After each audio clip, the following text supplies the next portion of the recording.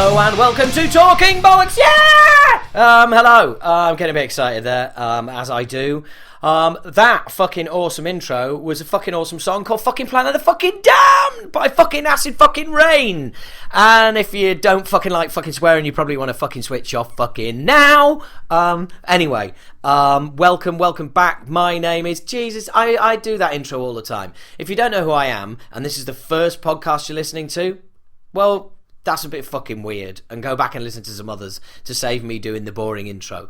Welcome bollockers, welcome square dancers, welcome casual listener, welcome to person in the future who is listening to this in 2050 on some strange device. Ooh, we're all gonna live forever on the internet, aren't we? Hey? Yeah, some of us. And some of us not, I don't know. Anyway, you didn't tune in for this shit, did you? Well, some of you did, and you can't tune in. Anyway, fuck it. This is the usual shambolic start to my podcasts. If you're listening and thinking, wow, surely not. Surely they can't be like, yeah, they are. Yeah, fucking really, they are. They're like this. So, yeah. Anyway, look, obviously this is slightly different. This is an Acid Rain special one-on-one with guitarist Paul Chanter, longest serving member of this band that has only been back for a few months and got one song out. So, decided to do these. It was an idea that we all had, actually. In fact, I think it was Mark's idea to do these podcasts. So this is an Acid Rain special with it's a pre-tour special. Hoping to get interviews with Cookie and Pete to you before the tour starts. But if not, might actually do them on the road. How crazy would that be? So anyway, this is me and Paul chatting last week. It's August 27th as I record this. We spoke about a week ago, and here is our chat from a week ago. This is me and Paul.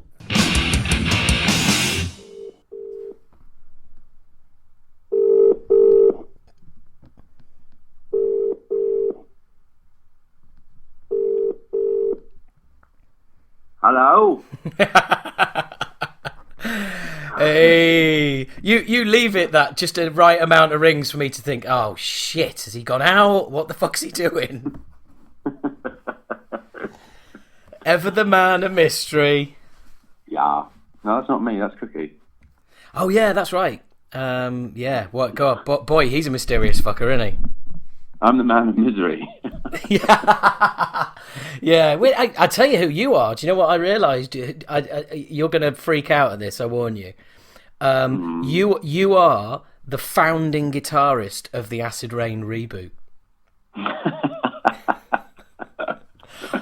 Well, that's a little bit wanky, isn't it? Yeah, sometimes I think too much. Yes. Yeah. It's bad for you. Without a doubt. And I'll have done an intro about all this and all the rest of it, but I was just thinking, the amount of conversations that you and I have had over the last 2 years. Well, it's more than 2 years now, sort of, 2 years, however many months, 2.25. Yeah. That we've had like 2-hour conversations, and as I said on that podcast, we were on the phone from as I drove from Birmingham to London, yeah. which is still mental. That still scares the shit out of me. And the weird thing is that it's like they were always about it was always about getting to that point where we're actually gonna fucking do something. Yeah. Yeah.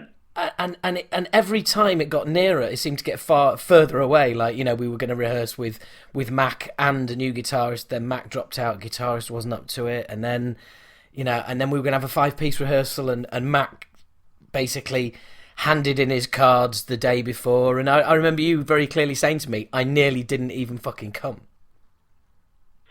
Yeah. Have we started, by the way? Yeah. Honestly, what are you? Right. Honestly, what are you like? I sent you a WhatsApp message, right? Yeah, no, I just thought this was a phone call, like a warning, like I'll be phoning up, so have some sexy anecdotes and all that kind of shit ready.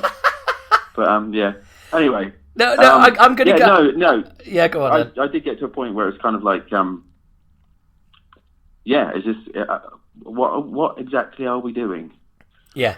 You know, and as you like to refer to it, that fateful evening at that fucking chip shop thing where me and Mark were just like, what are we doing? What are we doing? Yeah. And yeah, I think that was the point where, well, I don't know. It sounds like everybody was at a bit of a kind of, what are we doing? And I know for me that was the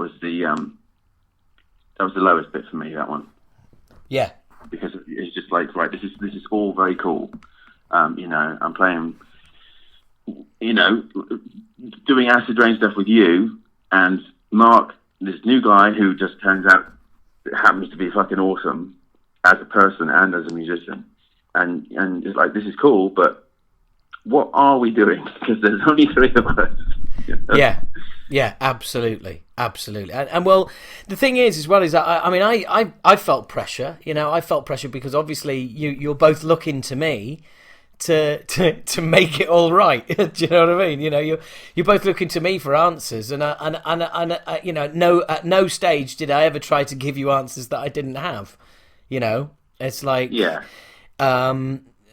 But it's weird because we went in fits and starts, because from me ringing you and saying, hey, I've got a name for this thrash metal, this thrash metal project, let's call it Acid Rain, and we were like, yay, oh, you know, we're going to need to find a drummer, that's going to take ages, and it was about 2 weeks. Yeah, that was quite spinny. That I still remember where I was stood when you were just telling me all about it, and that was kind of, oh right, well this is starting to zip along, but then then all of a sudden it wasn't. Yeah, exactly. Because you remember where you were stood. I remember who I was knocking over in my car because I wasn't looking where I was going because I was talking to you. But actually, let's wind it back a little bit, because fuck it, let's just wind it back. Come on. Yeah, come on. Let's travel back in time. Let's do a Back to the Future, because that's how this whole fucking thing feels. It's like a thrash metal Back to the Future. At 19, at 19 you played on stage with us.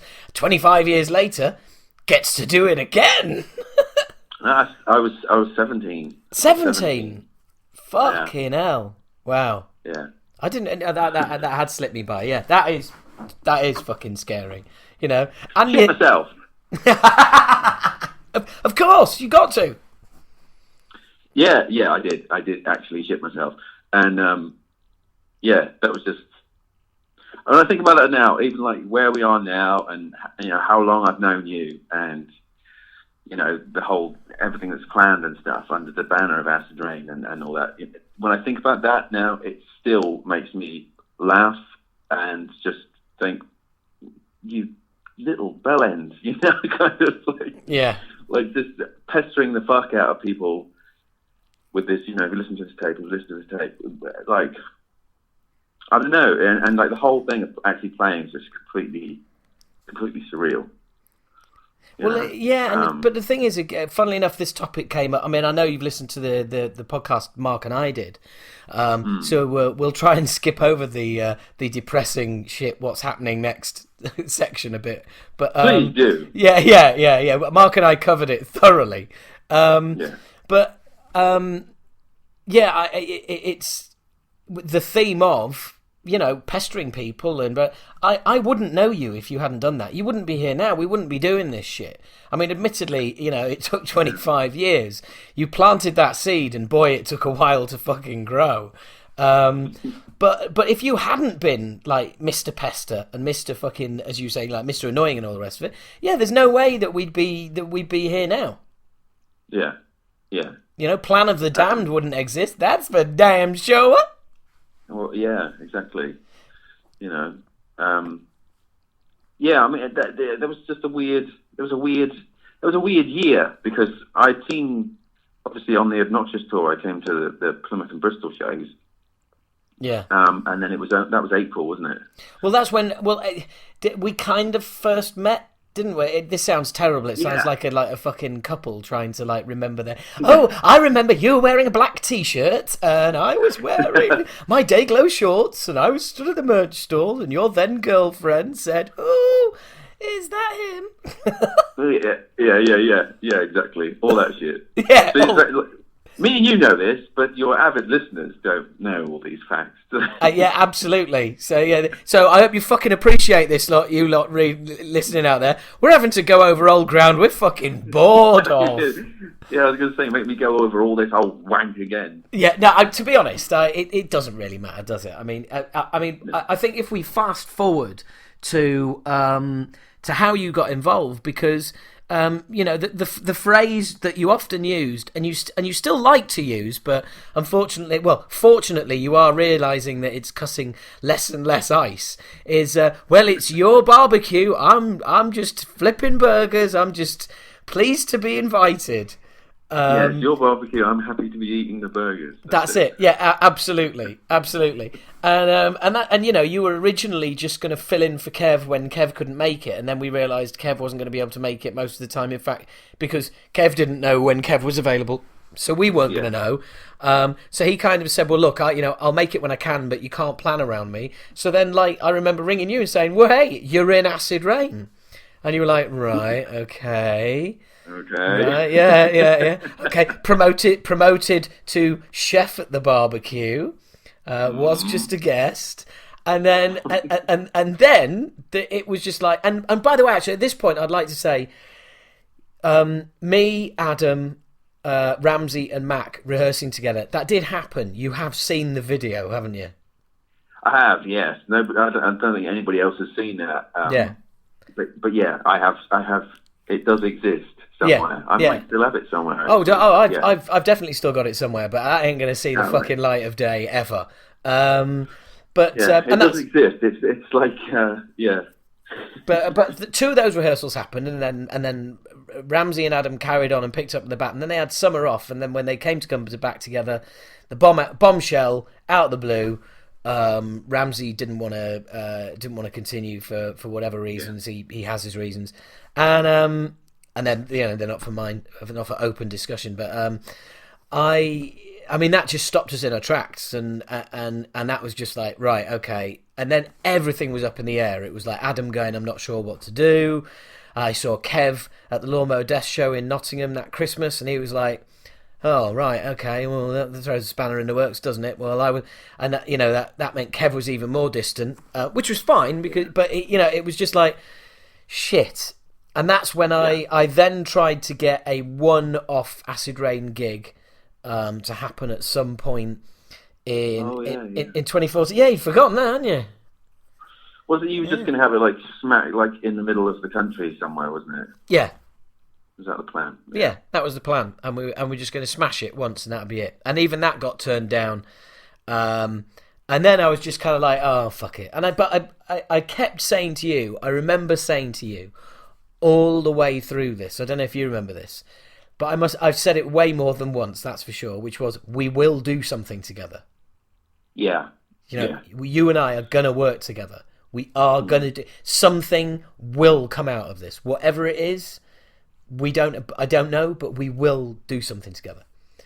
Yeah, because there was like, I mean, obviously, like you said at the beginning, we've had multiple lengthy conversations about all kinds of shit and different variations of doing stuff, whether it's under the name Acid Rain or something else. And there was some kind of I won't go into it, but there was the Acid Rain and Friends type idea knocking around. That was a shocking idea. Look at the struggle it was to just get 5 people together. Yeah, so really, you kind of went through all sorts of different avenues of how to do something, and it was only when we weren't looking for something to happen, a drummer lands on the doorstep, Well, the funny thing, do you remember that phone call when I said, like, right, I'm, I've decided I'm going to do this thrash project and I've got a name for it. I'm going to call it Acid Rain. And you just pissed yourself. Yeah, because I was like, right, yeah, okay, it makes sense. And like you said, you've got the name, so you can kind of steer where you want that to go. Well, it just thought to me that it would be insane not to use it. I mean, every other member has had the chance to be involved, for whatever reason they're not. So they've all had. So it's not like somebody owned the name somewhere and was going, "I'd rather you didn't."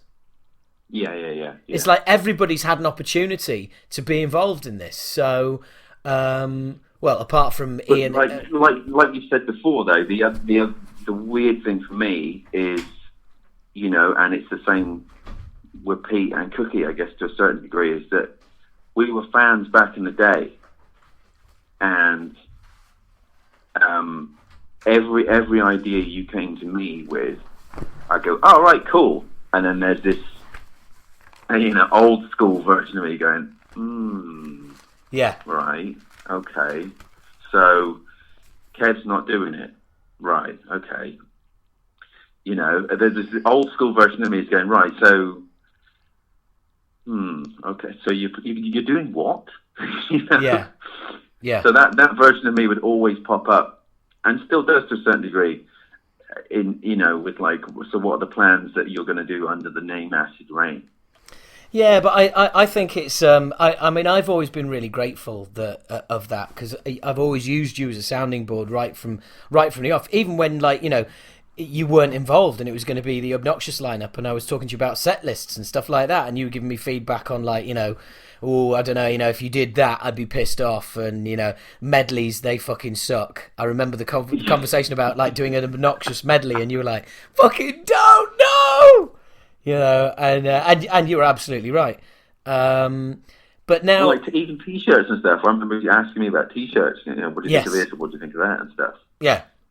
Well, it's still the same. I mean, nothing's changed. I mean, I make sort of some decisions pretty much that are kind of final. I don't involve anybody in, but ultimately, I mean, I had this conversation with Pete the other day, and we were saying it's like, it's.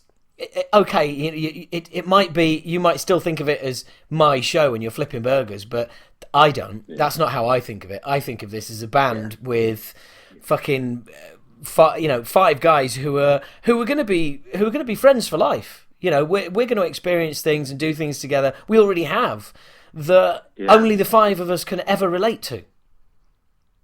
Yeah. And it's I mean it's pretty fucking awesome. I mean, so yeah, you went from backup if needed to being in, to there being no Acid Rain, to there going to be a one-off gig that's not happening, to I'm going to do a thrash project, to I'm going to do a thrash project and call it Acid Rain. And that brings us up to where we were when, and because I said to you, look, Mac will be up for it. I know he'll be up. Rang him, he was like, yeah, no worries.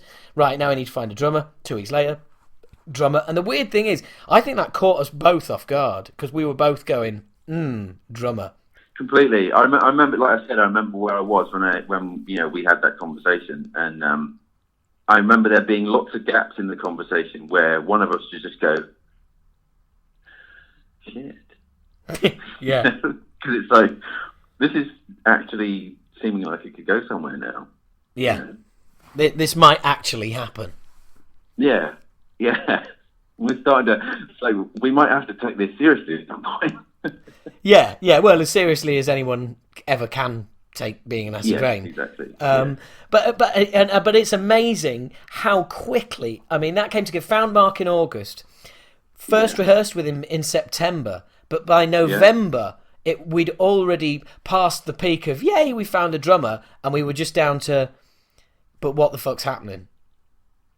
Because it was still just the 3 of us, and we met up 3 times. We rehearsed, and Mac wasn't able to make any of them, and the guy I had in mind for second guitar, who was a relative of mine, was kind of just half in, half out, and I needed to get that situation resolved, and it just felt like oh, pardon me. Perfect. And no, I will not fucking edit that out. Good. Good. Yeah, get some farts in later. Well, to be honest, I had one there at the pipe, but I didn't let it out because you kept yapping. And I was waiting for a decent gap to really blast it out, but it'll pop up again. Carry on. All right. Yeah, well, that's quite cool actually, because while you were gabbing on it, enabled me to go and get my 2014 calendar and scare you with some dates. One a year, August the 9th and 10th, 2014, just a few weeks ago, I came to your house and we wrote Plan of the Damned. Yes. Yeah. And Monday the 18th of August, right? This is pretty scary. Monday the 18th of August, right? And obviously today is the 19th. So it's a year and a day that I put the vocals down on Plan of the Damned. Ah, cool. Yeah. So this time last year, you hadn't even heard the demos. You were going to hear them at the end of this week. Yeah. And I know, and that was still just the two of us. Yeah, yeah. I mean, it's just bizarre how. Well, like I kept saying to you, look, once we get the people, it's just logistics. Get the people, it's logistics. There's, and those, as I talked about with Mark last month, there's no guide, you've just got to fucking go for it and hope that you get the right people, which we seem to have done. But I mean, and then it moved so quickly. Yeah, definitely. Because it was kind of like, well, we got Cookie and Pete in, and it's like, fucking, right, next rehearsal, photo shoot. And then, we're making the big announcement, and then we're going, and then it's like, right, studio, and fuck. It just built a head of steam really quickly.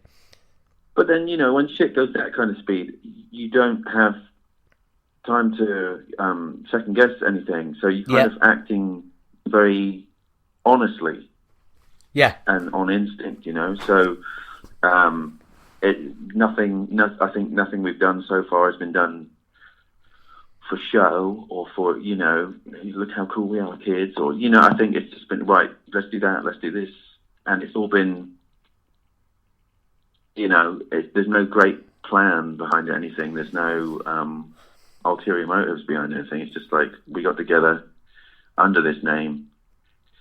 We come up with a cool tune, or two, or three, and let's put this one out.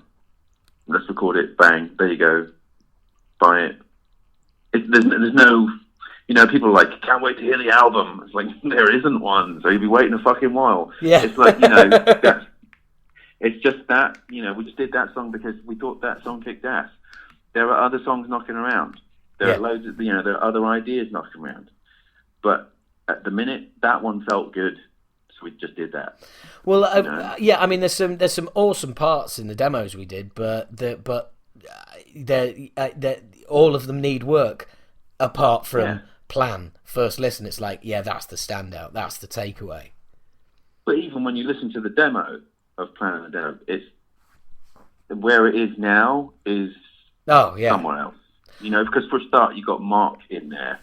Who, anybody who wants to know the whole process of that, listen to Mark's thing, because, like he said, he did shit on the day in the studio that he'd never done before. I remember standing there. I mean, I'm a frustrated drummer anyway, so I'll just stand and watch drummers all fucking day because I'm sad. An air drum. But the way he plays, and what he was doing that day, I was stood in the booth just smirking like a twat because I was just stood there thinking to myself, he's nailing it. He's fucking nailing it. I remember. I mean, you remember me talking about me and you in the control room as he was doing that tape. Yeah. And I discovered your inner football fan that day because fuck off. I haven't got one of those. You have because you were celebrating each fill like you'd seen your home team score a goal.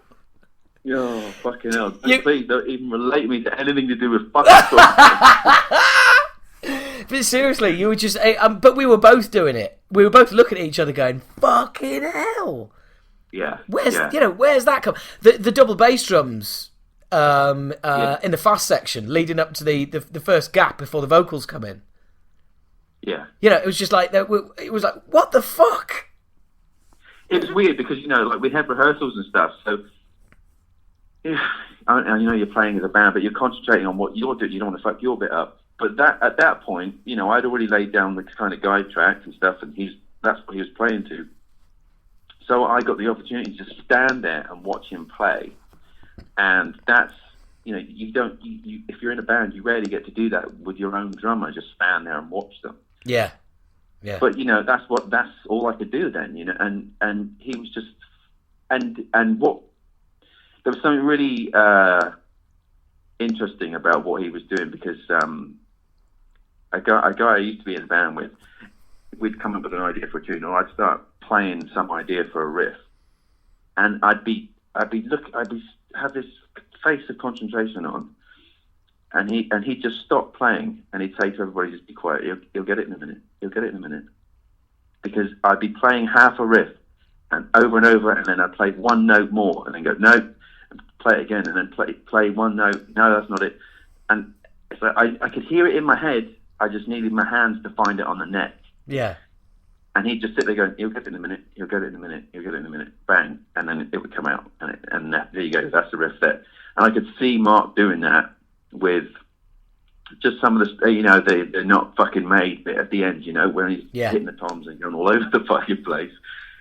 That was in the studio. He was fucking around with that in the studio, and he clearly knew, he could hear it in his head what he wanted to do, and he was trying it, and it was like, I was just sat there doing that thing. I was going, you'll get it in a minute. Get it in a minute. I remember that now. Yeah, no, I remember. Yeah. And that was really cool to see, because it's a really eerily similar process that I have when it's when I'm coming up with a riff or something. So it's just cool to see somebody else on that kind of in the zone. Yeah, absolutely. I remember you turning around to me at one point saying, "You're gonna have to sprinkle some heavy metal magic over this." I said, "Fuck off." Exactly. Yeah.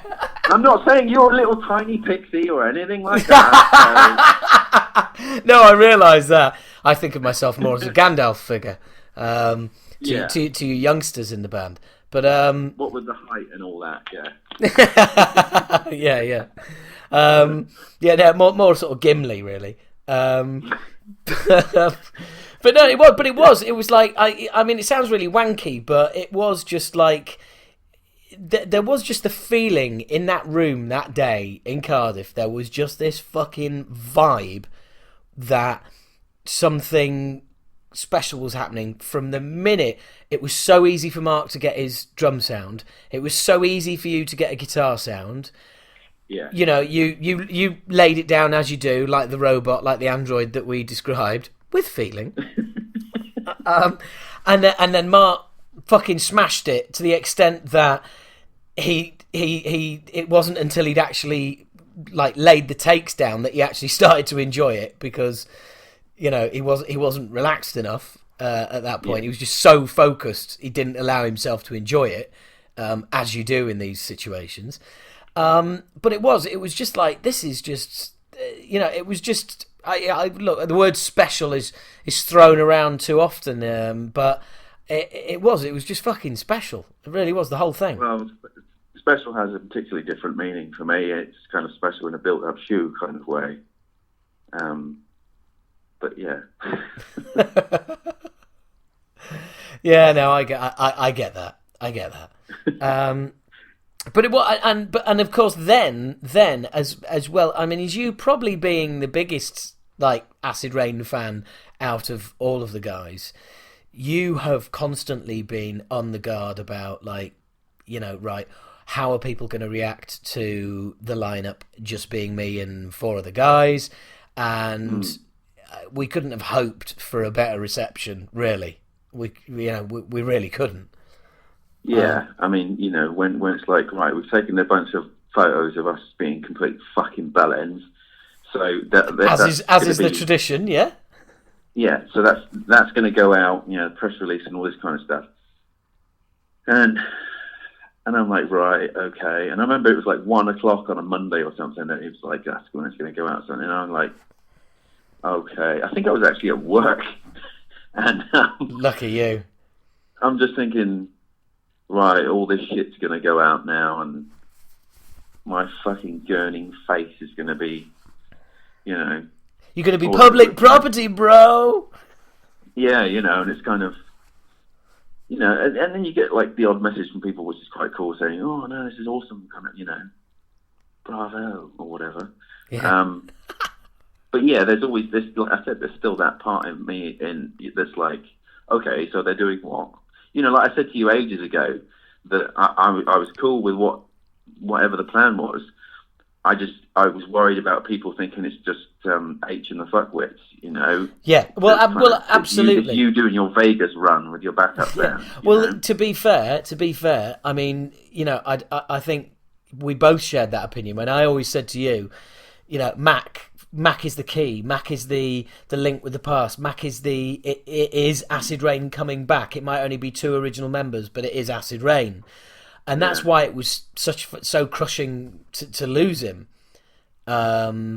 because I think you and I both. Hey, there it is.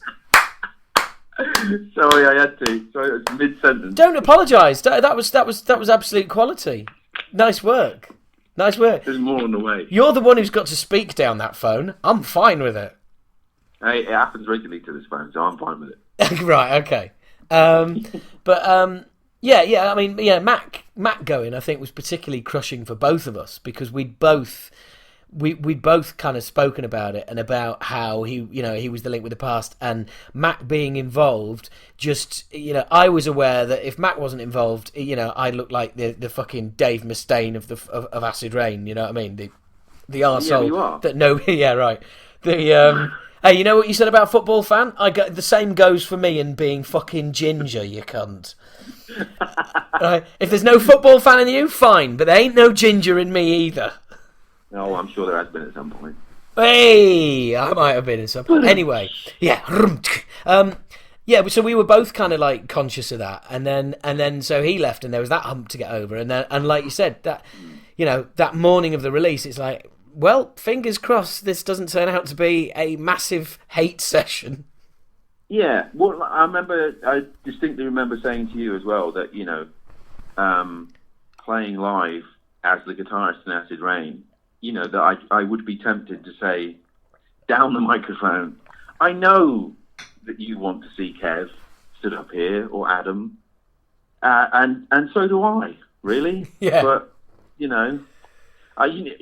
it's weird for me to say it, being in the position that I'm in, because it kind of sounds ungrateful in a way, I guess. But it would have been so cool if Adam could have done it. It would have been awesome.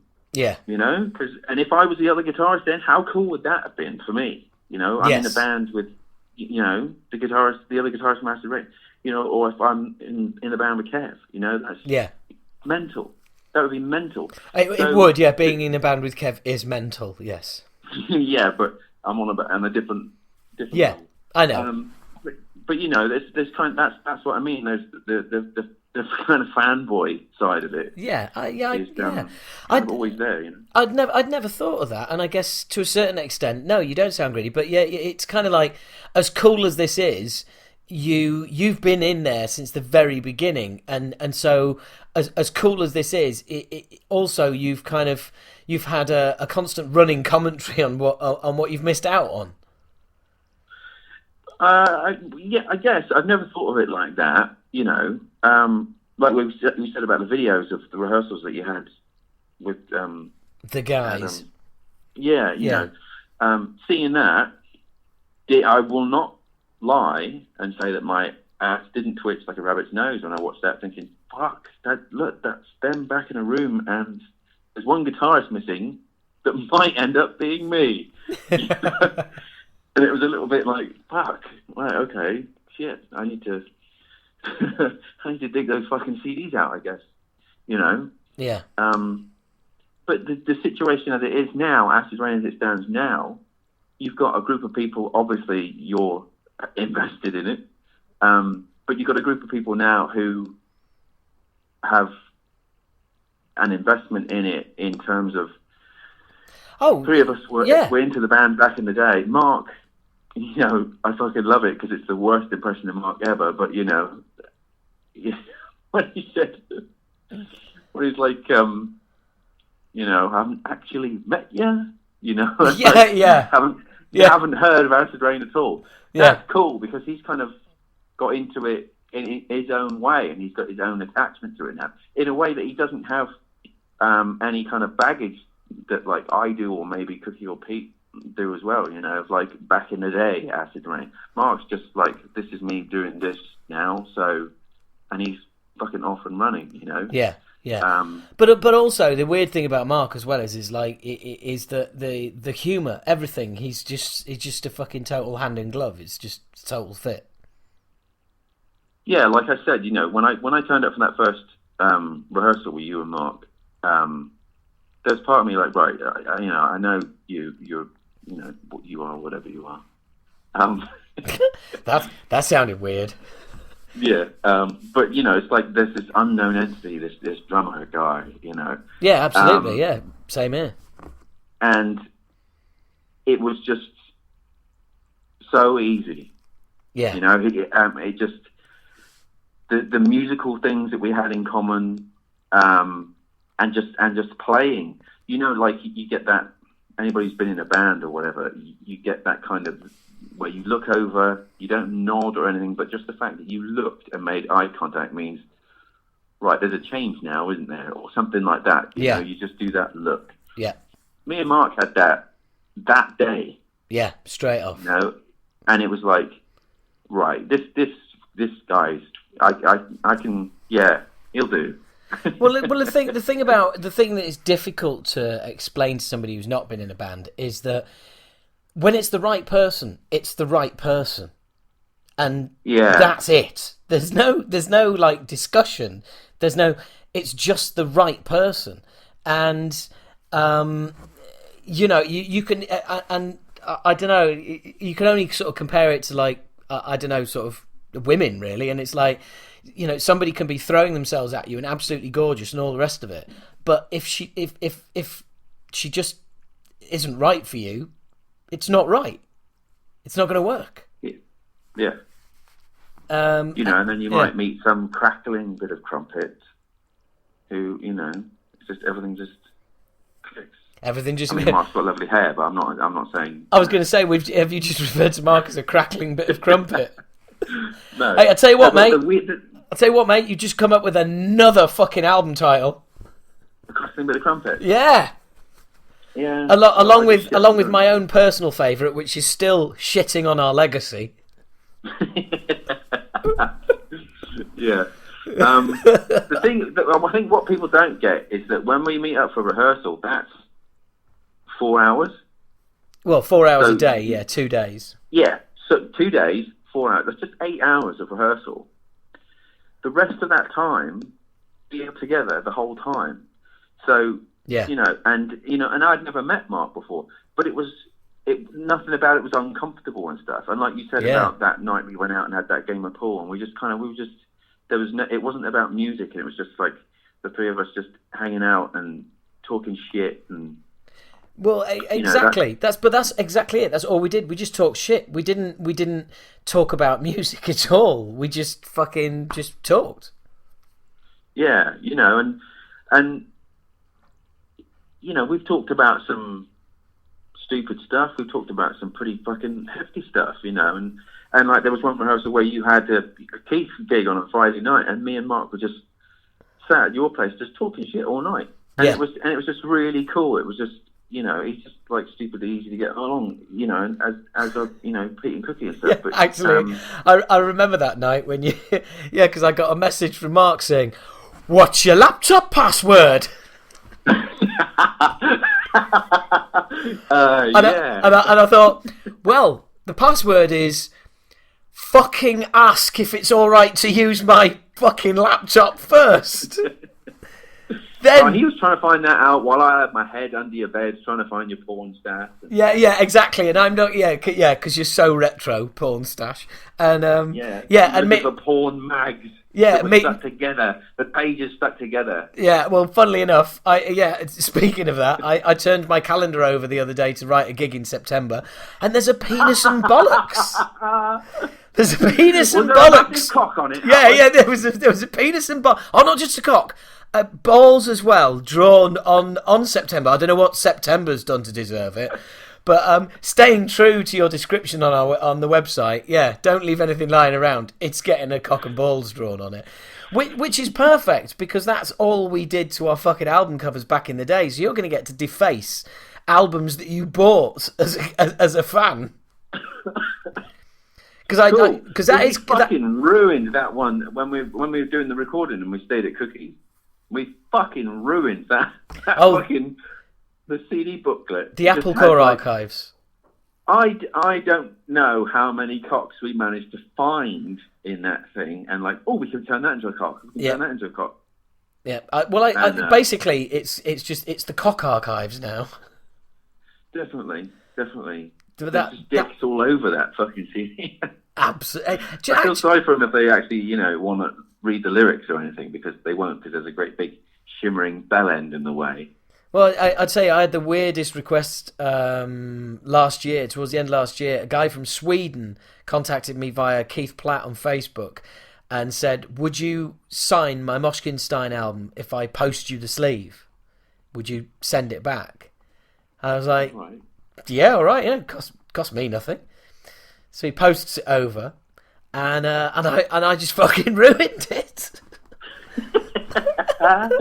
Brilliant. I just, it was just like fucking H plus Acid Rain, Moshkinstein fucking ruined in beard, glasses, Hitler moustache, cock and balls hanging out, through the shorts, defaced it completely and then posted it back. And I got a message about 2 or 3 days later going, oh, this is fucking awesome, man, I'm so pleased. And he's got a picture with it on his Facebook page. Awesome. It's the only time you can actually ruin something that belongs to somebody else and they're grateful. Yeah, absolutely. But that is going to be weird, because I was thinking, do you reckon, I think this may well happen. I think there is going to be people, you are going to be asked to autograph, like Moshkinstein, The Fear, Obnoxious, stuff like that. That is going to happen. How fucking weird will that be? Yeah, I'm sat here now sighing and shaking my head, because that's just like, no. That's just wrong, isn't it, really? Yeah, it's like, I didn't even play on it. Why do you... Yeah. I mean, I have a weird thing with it anyway. The first time somebody asked me to sign a CD when I was on tour with my old band, it was like, somebody came up to me in Liverpool and said, oh, can you sign a CD? And the first thing I thought was, why do you want me to write my name on the front cover of that? Yes. It's like, the famous Chanter denouement with people who are interested in what he's doing. Oh yeah, I mean I can understand that, but I can understand that being weird. But yeah, I know I totally get where you're coming from. Like, why? Like, if somebody hands you like The Fear or Obnoxious or something like that, and it's like, autograph this, and it's like, but this is a great album. Why do you want me to fucking ruin it? Oh, that was, when somebody asked me to sign the thing that I played on, that, right, okay, is a bit weird, but okay, I'll do it because, okay.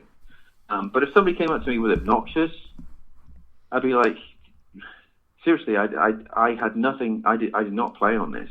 I mean, it's awesome that you've got it, and it's an awesome album, but why do you want my name on it? You may as well get your bin man to sign it, Bin Man's not in the rebooted Acid Rain.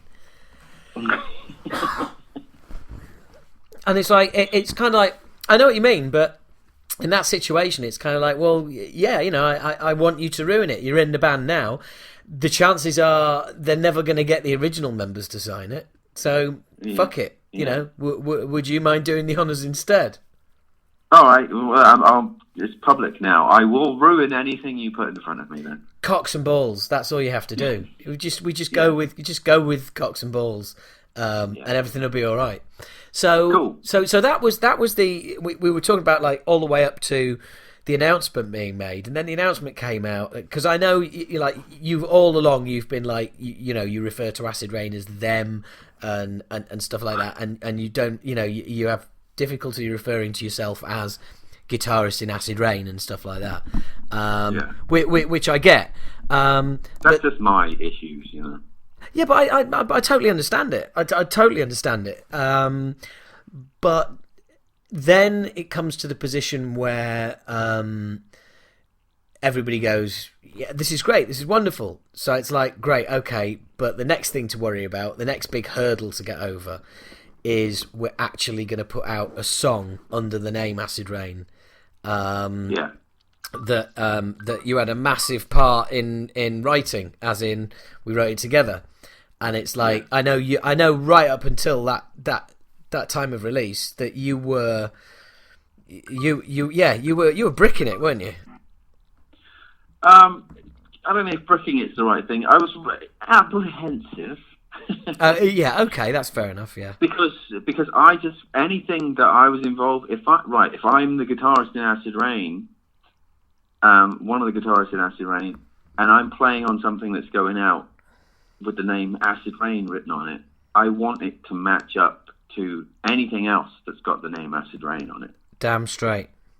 So, you know, I know, you know, the reaction to it has been mostly, but really cool, you know. Well, don't be so bashful. It's been fucking amazing.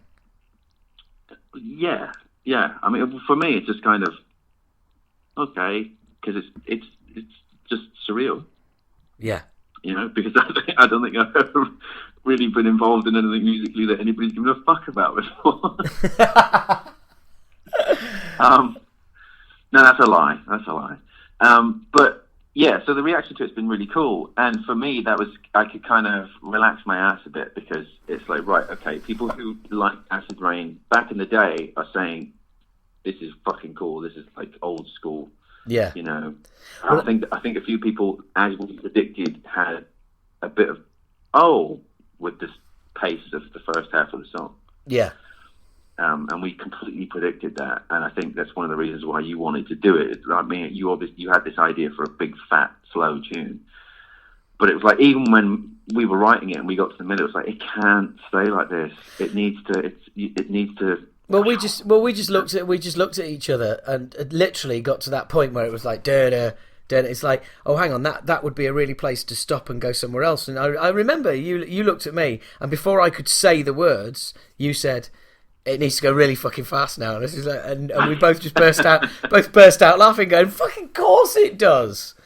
You know, and you were like, yeah, I think I got the riffs as well. And it's like, I mean, it's like, yeah, I mean, it was just meant to be that song. And but again, like, you know, you're talking about it being out there and people listening to it, and like, it's got the name Acid Rain on it and all the rest of it. And it's like, you know, just going through that calendar as we were a few minutes ago, you know, it's sat at your place. I remember when I came to your place, and we just like, you know, came in, coffee. Oh, I think I've got a riff for the first half of that song you're on about. Really? Jung, jung, jung. Yes, you have. Right.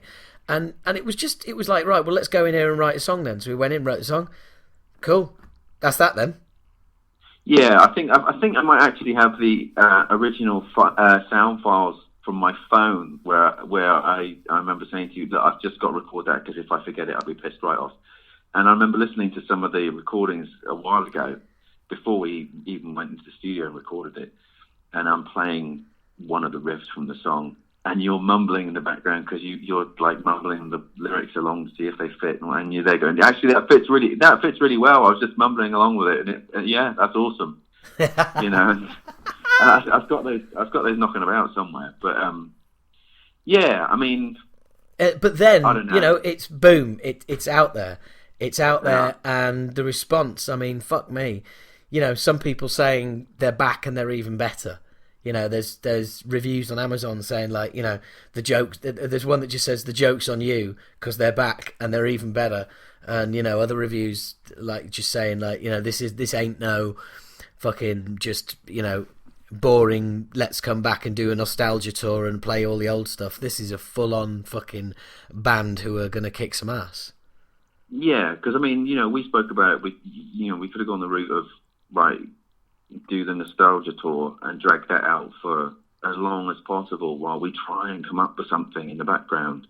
Yeah. And maybe fart out a new tune after, you know, a year and a half, 2 years of dragging the old tunes around, you know. But you know, you were like, fuck it, we'll come back with something new. Well, it's the Acid Rain way, isn't it? Let's do it different to the way everybody else is doing it. Yeah, and I think that's. I think and I think that's why it's forgivable for people to think, that when people think there's a new album on the way, because because who the fuck would come back after 25 years with just one song? With one song, I'll tell you. That's not to say that there's not a shitload of stuff knocking about that. Absolutely, yeah. Can be knocked. We'll smash the fuck well, out of that. well. Let's face it. Plan was very nearly not the song.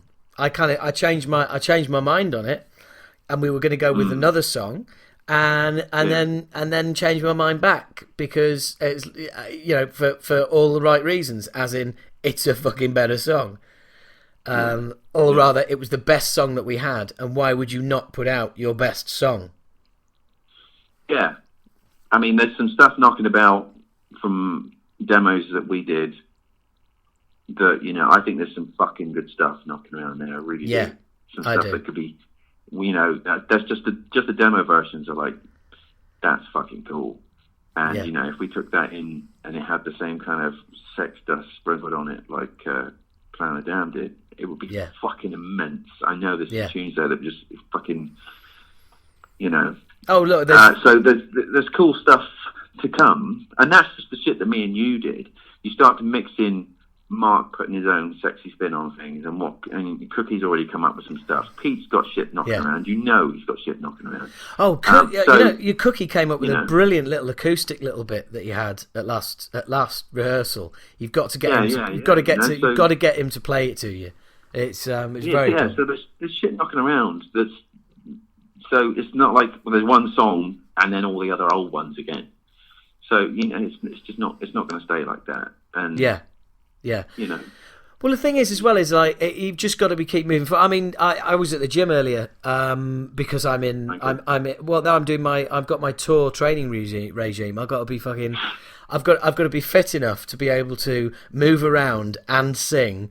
So got to squeeze into those shorts. Yeah, absolutely. Got to squeeze into those shorts and then squeeze into some young ladies later. But or rather, sort of middle-aged, bored housewives. But anyway, I'll take what I can get. God damn it! I'm never choosy. It's sorry, I've fucking totally gone off on a tangent then. You just got blinded by Fanny then. Didn't you? Did. I'm fucking lost, completely lost myself. I was just like, that's it. I was at the gym. That's it. And I was thinking about our Hammerfest set. Then I was thinking about another festival that we've been offered next summer, and I was thinking about. I know. I was thinking about that and how we open that and how we make that different from the Hammerfest set and what we're going to do with the Hammerfest set that will make it different from the October set. Naked. I mean, it's... We come on naked and slowly get dressed through the set. Yeah, brilliant. Yeah, and by the end, everyone's walked out and we're the only ones left. Yeah, by the end, we've got scarves and coats on. Yeah. But no, I mean, so that's where I'm at. Do you know what I mean? I'm fucking off in the distance planning world domination. Do you know what I mean? Yeah. Then there's that potential tour in April, which I haven't caught up with our agent about yet. But yeah, I mean, I'm kind of thinking ahead there and thinking, well, what the fuck can we pull out the bag for that, and what can we pull out the bag for that, and right, what would it be cool to come on with that and follow? But yeah, we could do that. So it's like, we always want to know what we're doing ahead of time, because then that gives us the fucking the solidity to be able to go out there and enjoy it and fuck about.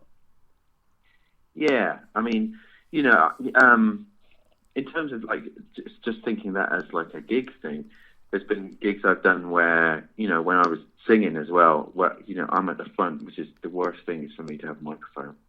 But you're going to have one in Acid Rain, aren't you? Yeah, I know, yeah. But, then like there's, right, so you stop playing a song, and then I'd be like, I don't know, am I supposed to talk to this lot now? Or should we just go into the next song, or ramble for a bit? And, and the early gigs that I was involved in were just literally that, just rambling, kind of farting out a song every so often and just talking utter shit, or just have weird, uncomfortable silences in between songs. But then once you start hang on. Did you learn nothing from coming to see Acid Rain? Between songs, you just fuck about. Yeah, no, the only thing I really learned from coming to see Acid Rain and having, bootleg recordings of Acid Rain was like, if there's any gap in a song, you shout, "What a penis!" That's about it. That's about all I learned. Yeah. But then, later on when you start to I was never at the stage of like fucking Motley Crue or whatever and scripting everything you say in between songs. But when you've got a structure of like, right, I'll bang on about. I remember doing a gig once for an album launch, and it's like, right, at this point, I ought to kind of plug the album a bit there, because that's why we're actually all here. And it was just like, I had little things scribbled on my set because I was like the front man, so I had to say shit. And it just made it all flow a bit better because you knew where you were. You had the opportunity to fuck around and stuff, and it was in no way scripted and fucking, really depressingly clinical like that. But you just had a structure, and like you said, you found ahead enough that you know how much freedom you've got to fuck around. So it kind of made your fucking around a bit more enjoyable because you always knew that you were on track, no matter how much you were fucking about. Yeah. Yeah. Does that make sense? Well, no, it totally makes sense, because that is, you've almost sort of treated that like a bit of stand-up, as in like, just, having flashcards and, and preparation, because half the battle is having that preparation, having those words written down, because you won't need them, but they're there as a safety blanket. I mean, I'm always amazed by the amount of comics who write their set on their hands. And I never have done. My philosophy has always been, if you can't remember it, don't fucking do it. It's quite clearly not that good. And then I emceed Stuart Lee, and he had his set written all over his hand, and I thought, well, that kind of fucks my theory in the ass right there. He's quite funny. But yeah, it's kind of I get that. It makes complete sense. So, do you now feel comfortable with the term guitarist in Acid Rain? And, have you referred to Acid Rain as we with friends and colleagues and stuff? Yeah. It sounds like a therapy session now. Yes, I am comfortable with that now. Yeah. I'm comfortable expressing my emotions around the Acid Rain issue. Yes. Yes, I do feel like I'm accepted now. I don't know why I have to do that voice. Neither do I, because that sounded like you had a problem elsewhere. Just a bad impression of a Mexican, that's all. Don't get me started on bad impressions. I got a fucking meal. Oh, Christ. Exactly. I have kind of, it's still odd. But it's just, that's how it is. So you better get used to it, because you're going to be stood in front of a load of people playing Acid Rain songs at some point soon. So, just fucking suck it up and deal with it. Yeah. But like I said, that's just my own shit of, I have issues with that, with like films I work on and, anything like that. It's all the same issue, really, without wanting to. Yeah, no. I don't. About it. No, that's that. I mean, and it's funny you should mention that as well, because it's worth mentioning to everybody listening as well that Paul runs the Acid Rain YouTube channel. So everything that you've seen in there, all the trailers, all of the shows, and all of it, that's all kind of edited and curated by your good self. Yeah. When you've got time. Oh, that reminds me. Actually, how's the Too Drunk thing coming along, or is it not? I've watched it. Brilliant. I've watched it. No, it's cool. I know. I know what I'm going to do with it. Yeah. That's cool. I mean, it's not like there's any fucking time pressure on us or anything like that. So yeah, well, cool. We're good. We're good. Another sort of freaky thing that happened. I remember talking to you and telling you that I Plan of the Damned I'd sent to somebody at a label, and they'd come back and said, "This is fucking awesome, fucking brilliant. You know, love to talk to you." So I gave them a call, and they basically said, "Look, you know, we're interested in signing you, like, now." Yeah. That must have been, you know, that must have made you feel a little bit kind of like, you know, surely we're on the right lines here. Well, it's like I said, you know, it's like the whole being the guitarist in Acid Rain thing and the film stuff that I worked on. I have issue with putting my name to anything because, you know, if anybody says, you know, even when I was like 17 and playing in a thrash band in town, and you know, you finish your set and somebody would pat me on the back and go, "That was awesome," I'd kind of just look at my shoulder and kind of skulk away and go, "Oh, thanks," and just try to find a corner to hide in, and either work out whether they were just lying or what I'd done for them to even consider saying that to me.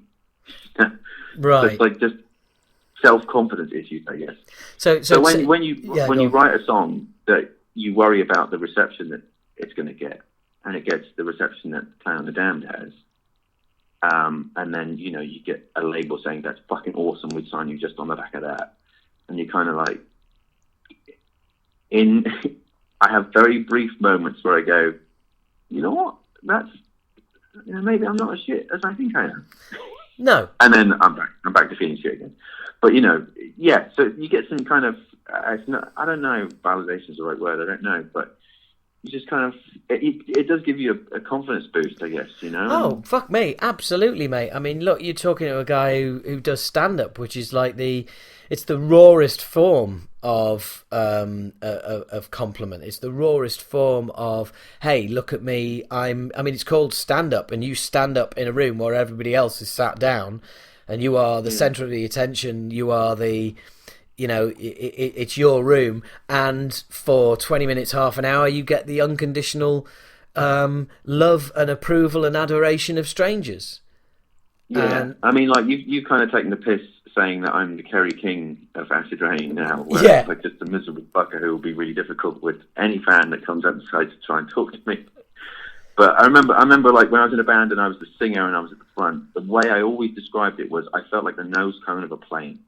It's like I had a guitarist one side of me, cool, that wing is fine. That wing will get me there.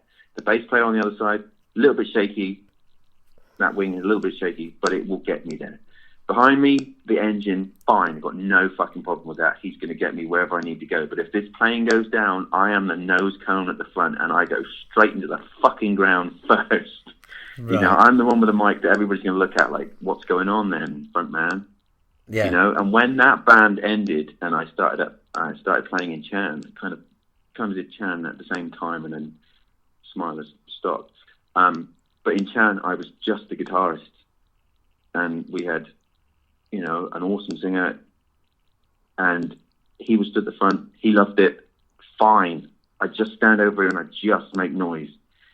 You talk to the crowd. Cool. I am fine just standing over here and doing my thing. And it just felt more comfortable. I got comfortable with being the guy at the front in the band before, but it felt like a load off, and I was just able to actually not being chained to a microphone. You know, like you can go off and fucking go loopy, but it's like, no, I've got to get back to the mic because I've got to sing the next line. Yeah. That's why I always fancied a cordless mic. Yeah, you know, so when I was just the guitarist, cool, I'm just off at the side, I'm just doing my thing, and and it's just fucking head down and smash the fuck out of it. I don't have to worry about coming in with lines and talking to the crowd and all that kind of stuff.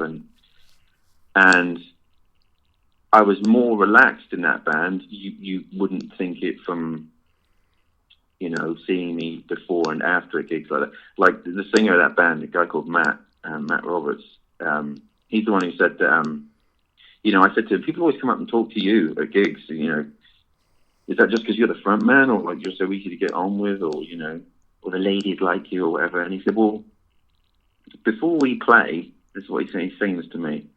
He said, Paul, before we play, you just want to get on and do it so much that you just look like you want to kill somebody. and then when we're playing, during the gig, you look like you want to kill somebody. And then when we're done, you just want to fuck off, and you look like you want to kill somebody. He says, so why the fuck would anybody want to come anywhere near you?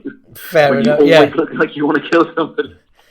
You know? And I was like, right, yeah, I never really thought about it like that. Yeah, but funnily enough, I recognise that, and I recognise that as sometimes there's so much bullshit around the band, or what you're doing, or where you've got to be next, or just the general bullshit. Is that sometimes you can get lost in all of that, and even being on stage, you're still processing all of that bullshit. In that band, in Chan in particular, it was never like that. There were times. That's the only band I've been in, where I've really kind of like. Oh, it sounds so fucking gay to say it, but it's kind of where you've zoned out completely. It's just like you're just playing. You're just about the song that you're playing right then.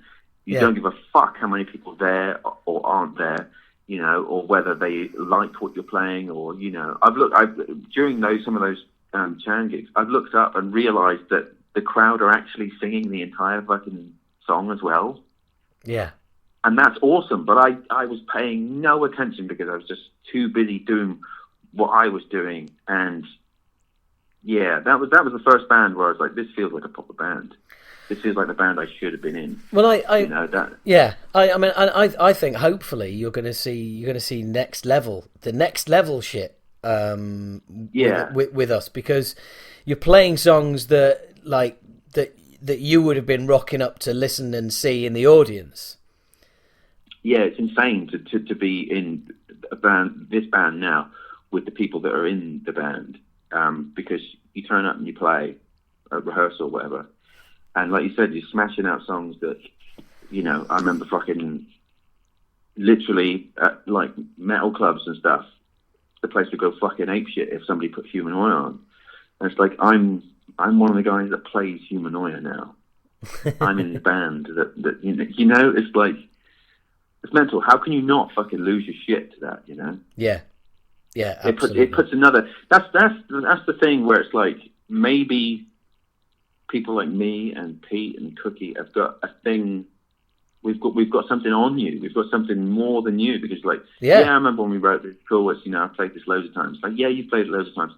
We bought the fucking 10-inch. We fucking went apeshit to this when it came out. We've got that on top of being in the band and playing it now.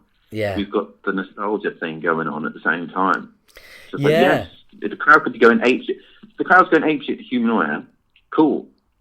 It's like, yeah, we're fucking playing it. Yeah, I see what you mean. You're basically saying you're getting the fan and the band experience, whereas I'm just getting the band experience. Yeah, so yeah, and it all just feeds into everything. It's just like I was watching a Maiden thing with Dave Murray the other day, and he was saying about the band playing, and you get the energy from the crowd, it comes back at you. They fling it back at you, and that shit. It sounds so hippie-ish, but it's true. It Absolutely. You end up in this kind of feedback kind of thing. You belt it out to the crowd just spin it around and fire it back at you, and you spin it back and fire it then, and just goes around. And that reminds me that reminds me of when Kirk Hammett makes that description. Yeah. Except he did tell me he was on acid at the time. yeah. Exactly. But no, but you're spot on, and that is I'd never thought of that at all. But yeah, you're right. I mean, it's kind of like it's a double whammy. Whammy. It's fucking insane for you guys. And then Mark's got a different experience as well, because it's like he's just getting to go out there and play these songs for the first time, and the same with you guys. But he wasn't around when we were playing them the first time, so it's all a collection. And it's going to be completely different, because the crowd, people who've seen Acid Rain before are going to be there. And it's obviously going to be a completely different kind of setup.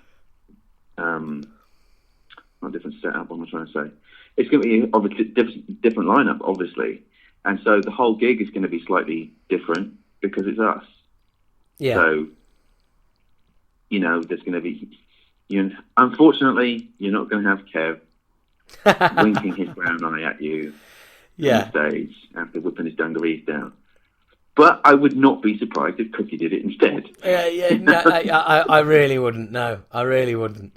No, it's going to be amazing. And funnily enough, I got via the Acid Rain Facebook page today. I had quite an interesting discussion with a guy who wrote to me and basically said he sent me a message a couple of days ago saying like, oh, will the guys have Acid Rain picks as I collect them, and I'd really like them. Right. And it's the usual sort of cheeky fucker message that I get on a regular basis. Have you got any spare skateboards? The usual. I love Acid Rain fans because they like what you don't. None of them are going to die wondering. Yeah. And he said, like, hey guys, just a quick question: will the string slingers be shredding with some custom Acid Rain picks? If so, is there any chance of having a few, please? I'd love to add them to my. Will the string slingers be shredding? Right? I said I'd love to add them to my Acid Rain collection. So I was Xavier Russell, was it? No, but it sounds like it, doesn't it? But I just kind of said, wait and see. By the way, you've got no idea where this is going, so bear with me, right? I said, oh, wait and see. I was just like, yeah, fucking, whatever, go away. Somebody else hit me up for free shit. What's new? And he sent a picture of a pink Acid Rain pick today. And he said, here's my Acid Rain pick that my dad got me from when you supported Nuclear Assault in St David's Hall, Cardiff. It's my most prized pick because it was my first ever guitar pick and my dad's now died, and so it gives me great memories. And that just knocked me sideways this morning. Right. I was just like, as somebody, I've lost my dad I lost my dad as well, and it was like, fucking hell. I was so flippant in the first place to just kind of brush it off. Understandably, because you get a lot of messages like this, but when he sent that through and it's like, it made me think, A, wow, that's really fucking scary, and B, just the concept that there was people at our shows that haven't managed to make it this far. Do you know what I mean? It's kind of weird. Because there's guys who came to the gigs. You're in the band. Well, hey, it's all good in the hood. We're all great. You don't think of people who came to our gigs and had a great time and were big fans and are no longer with us. And it really made an impression on me that there's somebody who is absolutely desperate to come and see us, and he can't come and see us because his work won't reschedule his shifts. And they just won't, basically. So he can't come and see us, and he's never seen us. Where is he based?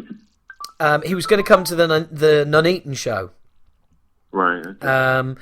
And I was just like, fucking hell. I'm just so glad we're back and doing this. Because even if it's just for people like that who get to see us and complete the circle, as in, well, my dad's from back in the day, and now I'm getting to see them for myself, and almost in tribute to my father as well. It's just like, wow, that really, really kind of it knocked me for six today, and it was just like, fucking hell, that is just, again, that's made me think of just a whole sort of group of people who who'd want to see the band that can't. So it's just got to be done, and that was kind of, I guess that was one of our many conversations over the last 2 years of just, we've got to fucking do it. The goodwill is out there. Like that phone call you had, when you phoned me from fucking Birmingham. Beerfest. Yeah. That was, I think that was the night that loads of people had come up to you and said, you got to do something, and you were just like, loads of people want us to fucking do this, you know. Yeah, absolutely. And, It was maybe just, we should do it. yeah, it's just the goodwill, you know. It's the real goodwill, and I mean, I kind of look back on, you know, some of the messages that we get, and some of the things that have been written on like Amazon reviews and shit like that, and it's amazing where people refer to the time in their life when they saw us 4 or 5 times over a period of like 3 years or whatever as the happiest times of their lives. Or the songs from those eras still move them now, and I know that's because of who we were. It was because of how honest we were as a band. It was a kind of like, you're going to a gig, you know, but you're also going to see people who are virtually your mates. They just happen to have a band together. Yeah. I think I've told you about when I went to the beer cellar in 1990 on the Obnoxious tour, and I went for a piss at one point or something, and there was just 2 guys in there. They're both pissing themselves laughing, but one of them's got his head cut wide open, blood everywhere. The other one's holding his fucking scalp together. But they're just laughing their ass off. I remember he was sat on the side of the sink, you know, and he's clearly losing blood from his head. But it's like, no, this is cool. This is cool. this is a great night. You know? Yeah. And you know, just little things like that night that I was going out at the time. Who, if it wasn't for her, I would never even heard Acid Rain. She had taken loads of pictures, and she just ran on stage to get a picture of Ramsey. And nobody said a fucking word. He actually just posed while he's drumming. You know, like, okay, now fuck off. I've got stuff to do. You know? Yeah. And it is always, you know, and I've said this to you as well, and anybody who knows Acid Rain knows that that's the case as well. But it is like, yeah, look, there's people up there that are the same age as us, or just like a year or 2 older than us, or whatever. That's exactly what we'd be like if we were in a band. Yeah. You know, and you know, it's. I remember at the Marquee, you know, the night that I ended up playing, I was talking to you about how I went to Clash of the Titans and you didn't because somebody's car broke down or something. Yeah. And it was like just mates talking about what bands we'd seen live and stuff. Yeah. You know, and it was, and the fact that you were all hanging out in the foyer anyway, it was fuck all. It wasn't like, you know, we're staying in the dressing room until somebody, you know, brings the fucking, you know, blue Smarties and, you know, and that's it. You know, if I haven't got enough fucking peanut M&Ms, I'm not going on, kind of thing. Yeah. You know, there's no kind of shit like that going on. It's like you were just out. You know, like when we go right back to the beginning, like the first time I saw you, you were fucking selling the T-shirts in Bristol, and we were like, that can't be the fucking singer. It looks like it is, but why is the singer selling? Surely not. You know, but yeah. that's how you were, and that's how you always were, I guess, and that's why the fans had such an attachment to the band. You were never like high and mighty, and that is something that, you know, yeah. I've got no desire to be fucking high and mighty because, you know, I've already established I have a very low opinion of myself, so why would I put myself high and mighty? But, you know, and knowing that the other guys in the band, everybody's fucking completely grounded, so yeah, I can't imagine anybody all of a sudden having delusions of grandeur and pulling fucking Celine Dion moments out. Well, yeah, exactly. There will never be an Acid Rain tour where you can buy the meet and greet package. Yeah, you know, like, I'm not going on, there's not enough Advion. Yeah, because you seriously, there's no way that's ever going to happen, purely because people who paid for that would want their money back when they realise that everybody gets that fucking that treatment, because we'll just be kicking around anyway. Yeah. But yeah, I mean, there is. I think that there definitely is that. There was that bond. I think there was a bond between the band and the audience that, you know, I might be talking out my arse here, but I don't think, you know, other thrash bands had that. You know? No, because I think even from the UK, you know, thrash bands, as far as I was aware back in the day, it was different. You know, it was definitely different. just way more down to earth and stuff. And like at the Plymouth gig, I remember spending the entire time while the support was on talking. I was just talking to Kev at the side of the stage. He stood at the side of the stage. I was just talking to him pretty much for the entire time. And then it actually got to the point where he went, "Right, I better go because we're on in a minute." Yeah. And that was just like, how fucking cool was that? And then that was the gig where when all the people that I was with had left and gone home, and we got back to Exeter, and we just stopped at Exeter services because we were starving.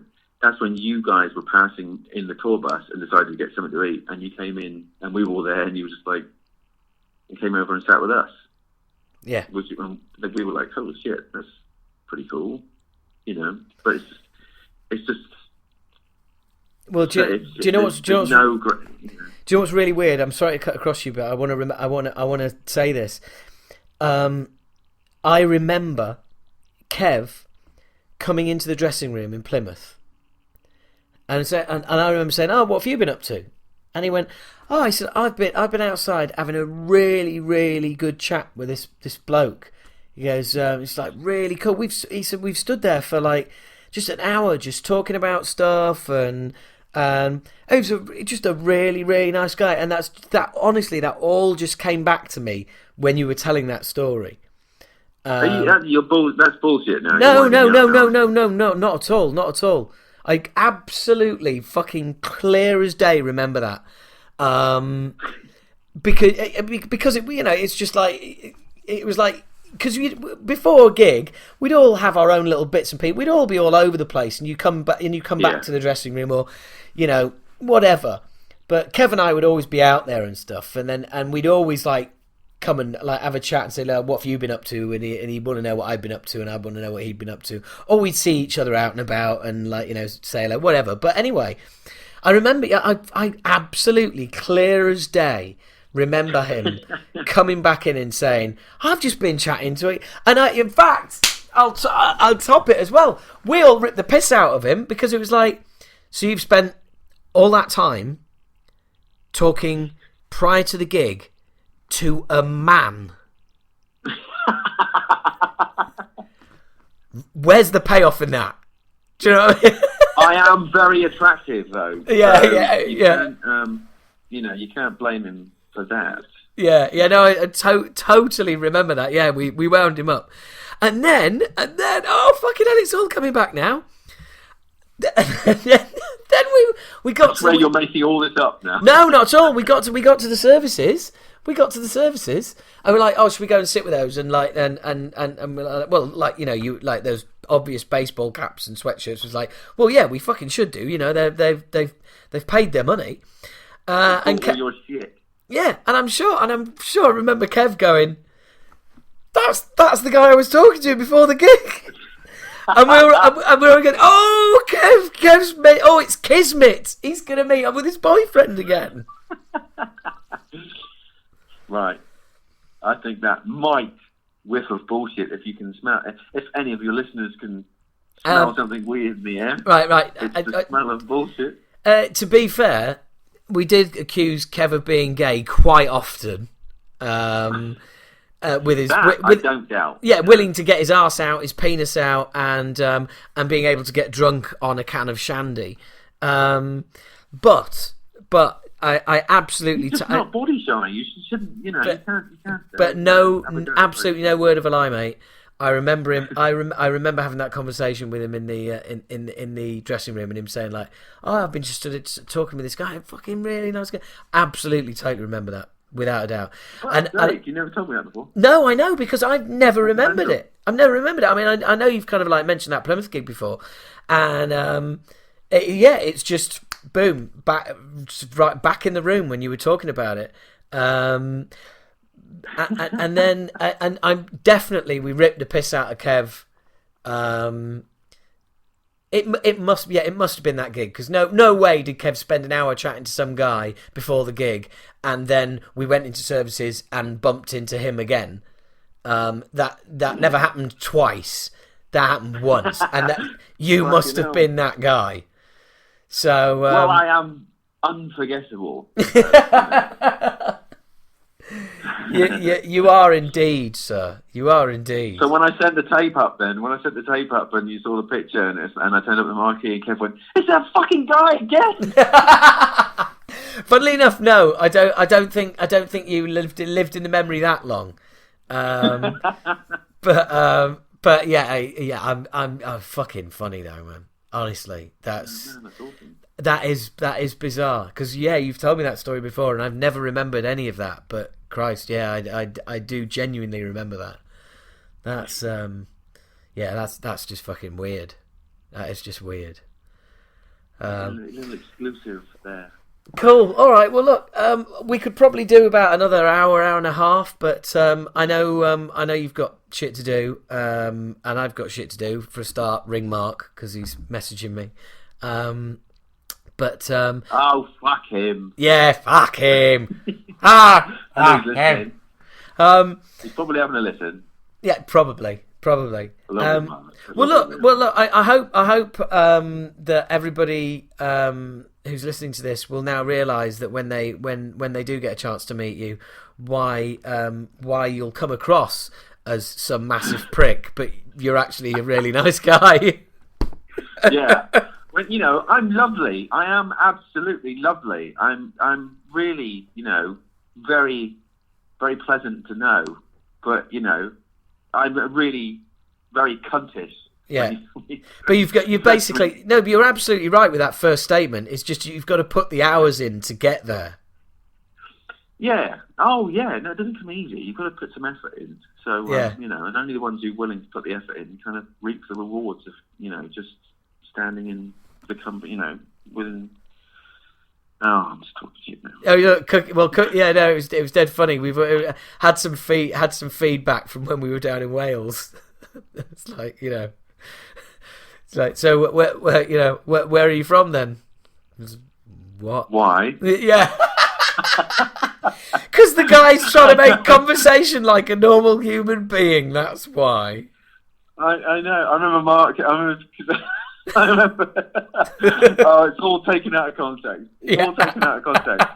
But I remember Mark's face because Mark was talking to this guy. Like, so where are you from then? And I just went, why? And Mark just looked at me like, you can't do that. You can't do that. Yeah. Like there's Mark, world traveller, professional musician, looking at you and thinking, no. And then you said something. You said like why, and he said something, and he said something else to you, and you just kind of looked at him, and Mark just stepped in and went, "I'm from Newcastle."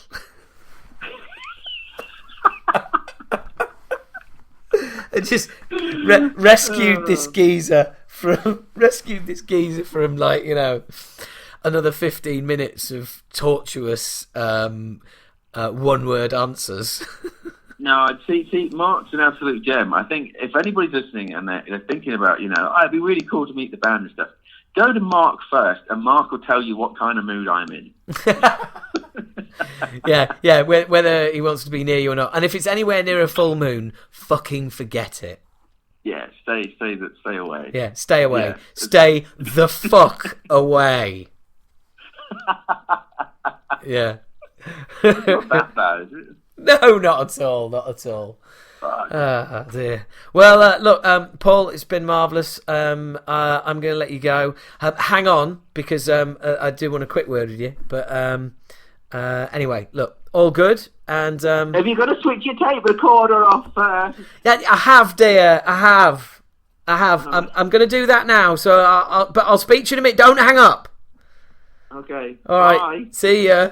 But not really. Goodbye, but not really. Okay. All right. Ta-ta. Yeah, ta-ta. So there you go. That's that. There's nothing more simple than that. I think we've both yet again let you in on more than you probably care to know about either of us. But I hope that was really informative. The bizarre thing is that Paul and I, that conversation actually ended up. You heard an hour and 20 minutes of it. It went on for 2.5 hours. When we get in the zone, we get in the zone. And for those regular listeners and bollockers, you know that I always, no matter who I'm talking to, no matter what happens, there is always some stuff that goes on that you don't hear. And I'm sorry, but yeah, that was a prime example. Even so, I hope that gives you a kind of window into our world, and the dynamic in the band and all the rest of it. And also, I hope that helps any of you who bump into Paul on the road and he tells you to fuck off. No, in all seriousness. He'll sign your stuff. He'll draw a cock on it, and that's what we do in this band. So anyway, look, thanks for listening. Thanks for tuning in, as only one can, to this podcast. I'm not tired of it. I hope you're not, but I just never, ever, ever get tired of listening to this next song. Thanks for listening. Tune in. Make sure that you subscribe to Talking Bollocks. If this is your first episode, go put it in your podcast app. Download it using Wi-Fi. You can listen to it anytime then, and it's not going to rape your credit. And whatever you do, find it anyway. We're on YouTube. Search Talking Bollocks. We're on Twitter. We're on Facebook. Find it. And this is Plan of the Damned again.